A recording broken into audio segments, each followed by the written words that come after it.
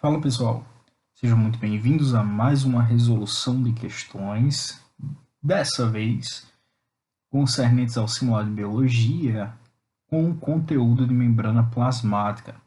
Membrana plasmática que nós já resolvemos algumas questões, mas que dessa vez vamos nos focar em solucionar 10 questões na realidade, né? Vamos aumentar consideravelmente o quantitativo das questões do nosso quadro de resolução em prol da, do aprofundamento no conteúdo e da contextualização dele, beleza? Então, tendo em vista que teremos muitas questões e que a maioria delas traz um contexto que vale a pena ser mencionado, eu vou partir logo para elas sem tanta demora, beleza?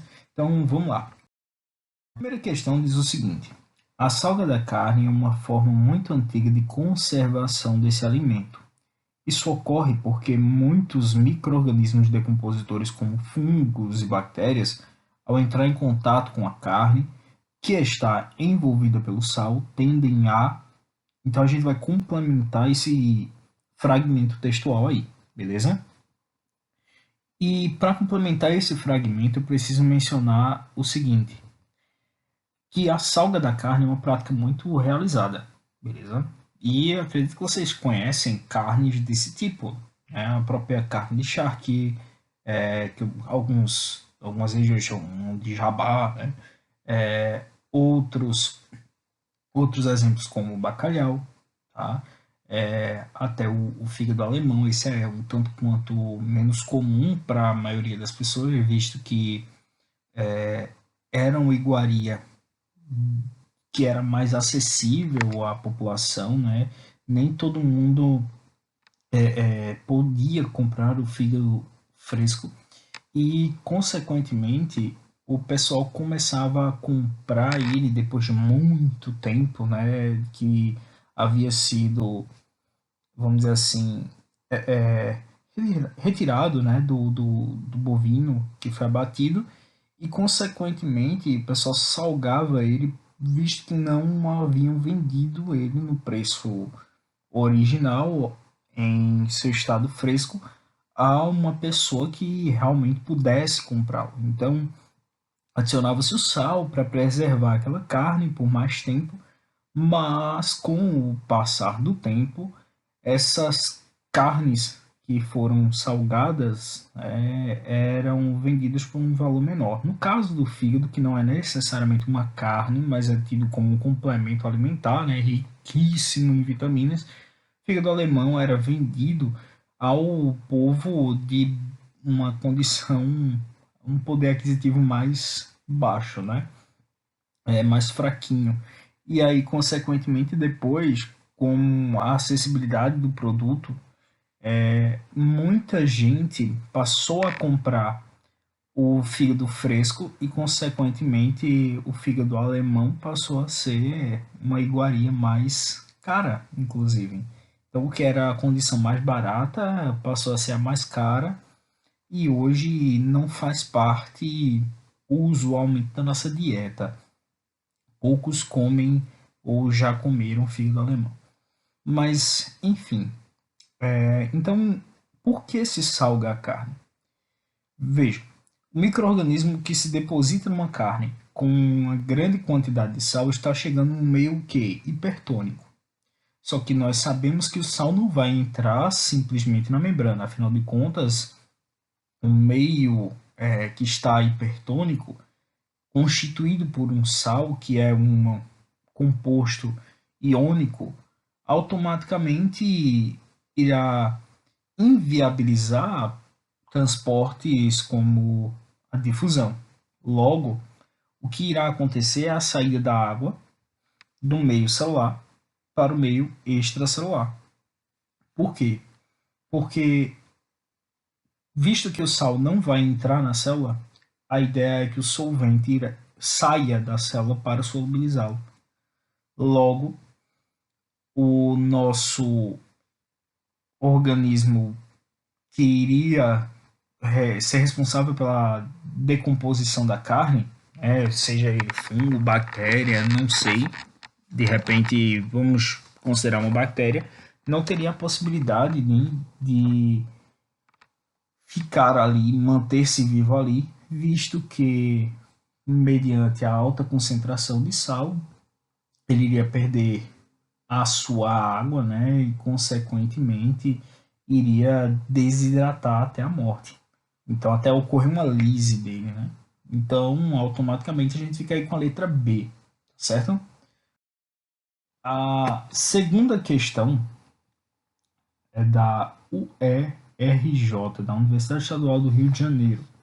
E ela diz o seguinte: a composição assimétrica da membrana plasmática possibilita alguns processos fundamentais para o funcionamento celular. Um processo associado diretamente à estrutura assimétrica da membrana plasmática é, vamos lá, qual é o processo relacionado à membrana plasmática? Síntese de proteínas? Não. Quem faz síntese de proteínas, isso a gente vai estudar a seguir, é exatamente o ribossomo, beleza? B. Armazenamento de glicídios? Também não. Quem realiza o armazenamento de glicídios é exatamente os plastos, né? Dependendo também do organismo, é o plasto, também pode ser o complexo de Golgi em algumas vesículas, mas isso é outro assunto. Letra C. Transporte seletivo de substâncias? Sim, claro. Por que não? Afinal de contas, a gente sabe que é a função da membrana plasmática realizar a permeabilidade seletiva, o transporte seletivo de substâncias. Mas por que não a letra D? Transcrição da informação genética. Transcrição de informações, a gente vai ver que baseia-se em um conjunto de processos que ocorrem exatamente para que eu possa transformar a informação genética em RNA e posteriormente em proteína. Isso não está envolvido diretamente com o processo de funcionamento da membrana. Tranquilo? Então a gente fica aí com a letra C de sapo e vamos seguir. A terceira questão é do IFRR. Diz o seguinte: o açúcar é um composto químico que não consegue penetrar livremente a membrana plasmática. Assim, para que seja possível o transporte para a região interna da célula, de suma importância a ajuda de uma proteína transmembranosa conhecida como permease. O transporte mencionado é chamado de. E aí a gente vai ter que pensar qual é o nome do transporte que vai ser realizado pela proteína transmembranosa que de imediato permitirá o livre acesso, né, do açúcar ao meio intracelular. A gente vai lembrar quais são os dois únicos tipos de transportes que ocorrem através da membrana plasmática que nós estudamos, que se utilizam das proteínas que estão incrustadas nela: a difusão facilitada e a bomba de sódio e potássio. Se o composto entra sem gastar energia, porque a nossa questão traz no enunciado que ele pode penetrar livremente pela membrana, então automaticamente não gasta energia. Se não gasta energia, o transporte é difusão facilitada. Se gasta energia, é bomba de sódio e potássio. Então a gente fica com a letra E. Beleza? Professor, por que não são as outras? Simples, galera. Porque difusão simples ocorre com gases e com substâncias que não possuem, de fato, uma aversão à barreira de fosfolipídios. Já o caso do açúcar, como ele é hidrossolúvel, ele tem uma pequena aversão aos fosfolipídios e tem uma menor afinidade com as proteínas transmembranosas. A bomba de sódio e potássio é um transporte ativo, consequentemente não ocorre livremente pela membrana da célula. A osmose é o transporte do solvente. Se fosse água, aí a gente poderia pensar, mas é açúcar, beleza? E gradiente de concentração. Gradiente de concentração não é um tipo de transporte, beleza? Muita gente se equivoca com isso. Não sei se nem se é a forma correta de falar, é equivoca. Muitas pessoas se equivocam com isso porque pensam no gradiente de concentração como um tipo de transporte de membrana, quando na verdade não é. É apenas uma espécie de propriedade que irá determinar os meios mais e menos concentrados de acordo com a quantidade de soluto em um dado volume de solvente. Então, essas quantidades vão determinar quem é mais e quem é menos concentrado, e isso definirá o gradiente de concentração, beleza?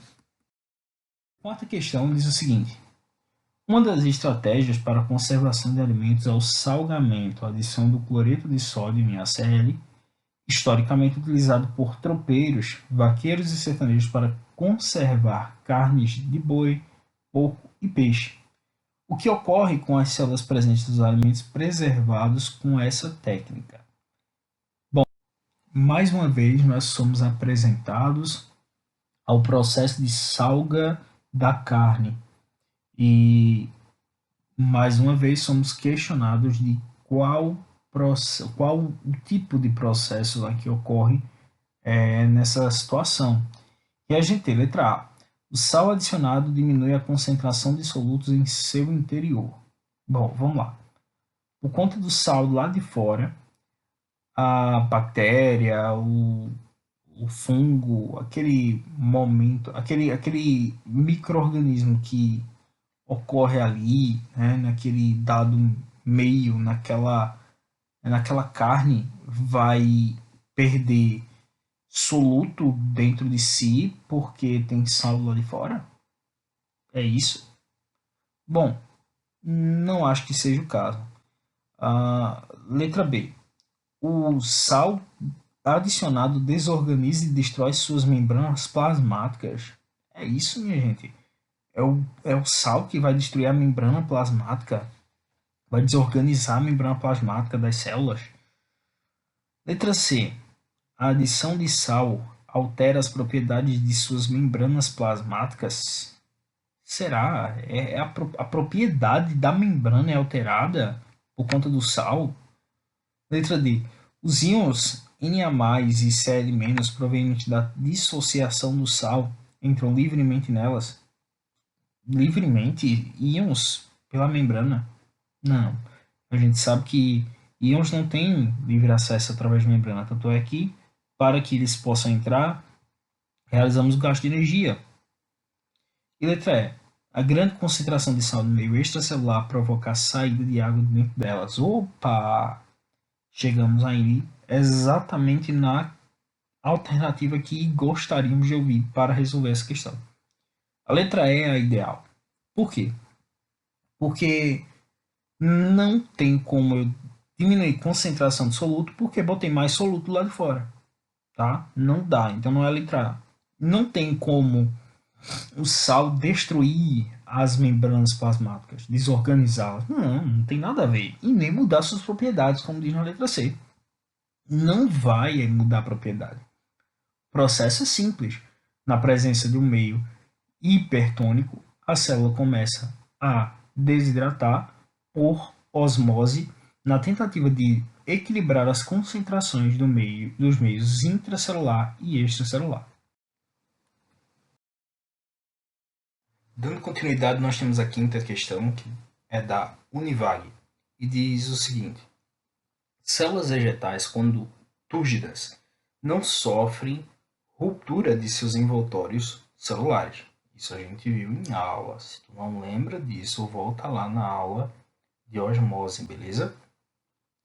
Enquanto hemácias imersas em meio acentuadamente hipotônico, sofrem lise celular. Nessas condições, a estrutura que confere resistência à célula vegetal e o mecanismo de transporte de substâncias são, respectivamente, vamos lá. Qual é a estrutura que confere resistência à célula vegetal?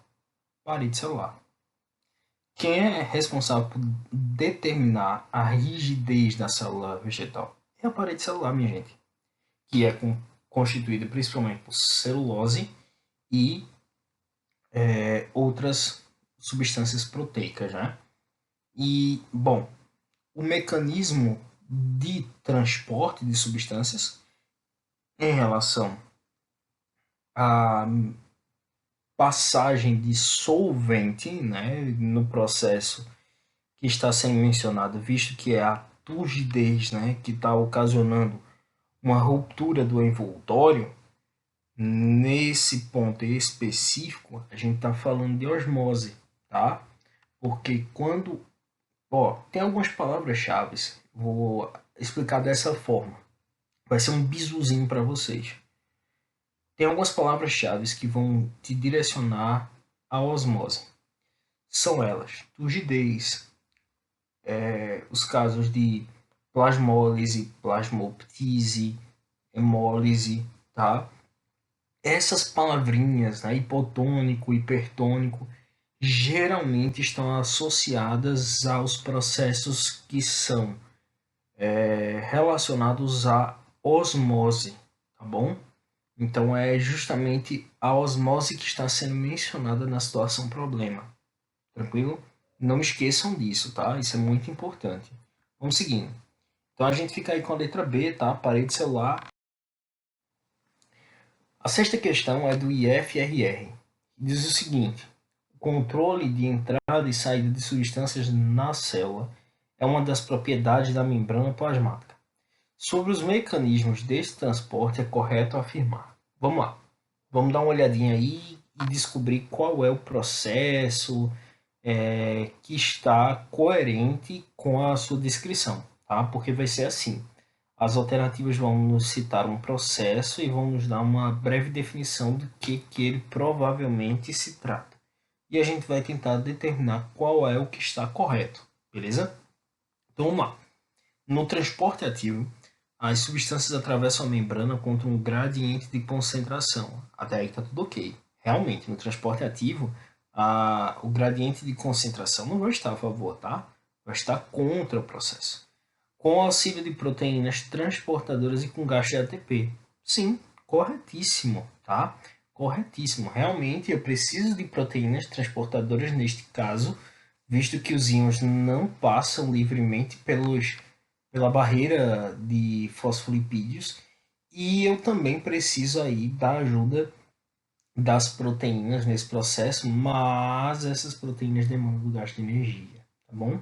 Então a gente tem a necessidade de gastar ATP para que o processo ocorra. Então a letra A é a correta. Por que não a letra B? Na osmose, o solvente se difunde em direção à região de maior concentração. Lembra que não é bem isso, tá? Não quando a gente analisa o finalzinho da descrição. Percebam que no finalzinho da descrição ele diz assim, ó, de suas moléculas. Espera aí. O solvente se difunde em direção à região de maior concentração de suas moléculas. Está nesse ponto aí, nesse ponto chave, suas moléculas. Uma aluna ficou meio em dúvida, né, com essa alternativa. E é exatamente quando a gente percebe que, quando ele fala suas moléculas, ele está se referindo ao próprio solvente, que a gente percebe que não é um caso de osmose, não é a descrição da osmose. Porque a osmose vai em prol do meio mais concentrado, ou seja, é onde tem a maior quantidade de soluto e não de solvente. Então a tendência não é ele migrar para a região onde tem mais solvente, e sim para ele migrar para a região que tem mais soluto. É ele migrar exatamente para a região onde a concentração das moléculas do próprio solvente está em baixa. Beleza? Na letra C também não, porque no processo passivo, certas substâncias migram a favor do gradiente de concentração com alto gasto de energia. Tá? Transporte passivo com gasto de energia? De jeito nenhum. É o inverso. Transporte passivo não demanda do gasto de energia. Na pinocitose, a liberação de macropartículas do interior da célula requer a formação de grandes vesículas. Opa! A gente viu que, primeiro, embora seja um transporte por vesícula, né, a pinocitose ela trata-se não da liberação, mas sim da aquisição. E não de macropartículas, mas sim de fluidos, né, de substâncias ali solubilizadas no meio. Tranquilo? E na letra E, não. Por quê? Porque na plasmocitose, só as células solúveis em... só as substâncias, perdão, solúveis em lipídios atravessam a membrana celular. Plasmocitose, a gente não viu que plasmocitose é exatamente um transporte por vesículas, então não tem nada a ver com os lipídios da membrana, beleza? Então se liga nisso, tá? A gente fica então com a letra A. A questão, por sua vez, é da UEFS. Diz o seguinte: a partir da análise da ilustração que destaca um dos mecanismos de transporte de substâncias através da membrana, pode-se afirmar que se trata de... Qual é a ilustração? Essa aqui. Então, aqui nós temos sódio no meio externo, potássio no meio interno. Nós temos ali a acoplagem de uma molécula de ATP, deixando um fosfato, posteriormente esse fosfato sai, e graças a esse ATP, fazendo esse bombeamento iônico, a gente percebe que o sódio e o potássio estão migrando através da membrana plasmática do meio intracelular, meio extracelular, enfim. E aí a gente volta para a questão. Ele quer que através da análise daquela figura a gente identifique exatamente qual é o mecanismo de transporte que ele está ilustrando, né? Então, nessa situação, a gente percebe que é claro que é uma bomba de sódio e potássio e que a bomba de sódio e potássio é um processo de transporte ativo, né? E a gente percebe também que vai ocorrer exatamente contra o gradiente de concentração. A gente já conversou sobre isso, temos aulas sobre isso, né? E definimos bem como vai ocorrer esse processo de bomba de sódio e potássio. Inclusive, mencionamos a necessidade da energia para ocorrer, portanto, é claro que é um transporte ativo. Nessa perspectiva, a gente fica entre tantas alternativas com a letra D, tá bom? Eu não fiz uma leitura passo a passo, porque realmente, visto a necessidade de analisar a membrana, ou a membrana, né, da ilustração, e o processo que estava acontecendo através dela, e já fazendo alguns comentários, eu acho que ficou tão óbvio que eu não quis evidenciar mais um pouquinho através da análise de item por item para a gente não delongar mais. A oitava questão é da USE e diz o seguinte: toda célula procariótica ou eucariótica possui uma membrana que a isola do meio exterior, denominada membrana plasmática. As proteínas presentes na membrana plasmática são fundamentais para a estrutura das células, pois... E aí nós temos as alternativas. Percebam que ele está falando exatamente das proteínas que estão presentes na membrana plasmática. E, portanto, a gente vai ter que identificar exatamente por que essas proteínas são tão importantes para a estruturação da membrana e, consequentemente, das células. E aí a gente passa para as alternativas. E, bom, a letra A diz o seguinte: são moléculas hidrofóbicas que impedem a saída de água do citoplasma, evitando a desidratação celular. Vamos lá. Hidrofóbica, tem certeza que a proteína é hidrofóbica? Não. A proteína é hidrofílica, tá? Ela tem afinidade com a água. Tanto é que quem não tem afinidade com a água passa através dos fosfolipídios. Quem tem afinidade com a água passa através dela. Então é claro que ela não é hidrofóbica, ela é hidrofílica, beleza? Mas ela impede a saída de água também do citoplasma? É por isso? É ela que impede? Não. Letra B. Atuam preferencialmente nos mecanismos de transporte, organizando verdadeiros túneis que permitem a passagem de substâncias para dentro e para fora da célula. Verdade ou não? Verdade. Tá corretíssimo, tá? E aí, diante disso, a gente fala, por exemplo, dos transportes de difusão facilitada, a gente fala exatamente do processo de bomba de sódio e potássio, tá? Nos quais nós temos a abertura da proteína para a passagem da substância. Isso é muito importante, beleza? Letra C diz o seguinte: são responsáveis pela regulação das trocas de substâncias entre a célula e o meio, permitindo apenas a passagem de moléculas do meio externo para o meio interno à célula. Não, a gente sabe que ela atua das duas formas, tanto trazendo para o meio interior quanto levando para o meio exterior, ok? E na letra D também não, por quê? Porque podem funcionar como catalisadores biológicos, diminuindo a velocidade das reações. Primeiro, ser catalisador, ele acelera a reação, a velocidade da reação, beleza? Através da captação de substâncias do meio externo, não, beleza? Se é catalisador, acelera e não diminui a reação, tranquilo? Logo, nós temos aí a letra B de bola como a correta para essa questão. A questão é da URCA e diz o seguinte: o transporte de através de membranas, cujo conceito geral é a passagem do solvente e a retenção do soluto, é denominado de... Vamos lá, minha gente, se eu estou passando solvente, o único transporte que envolve a passagem do solvente é a osmose, ok? Então a gente fica aí com a letra B.